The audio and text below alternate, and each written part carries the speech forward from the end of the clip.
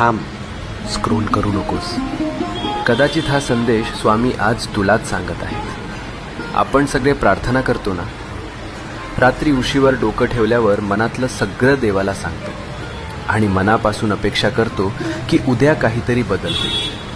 पण जेव्हा काहीच होत नाही तेव्हा मनात प्रश्न येतो, स्वामी ऐकतात का खरंच?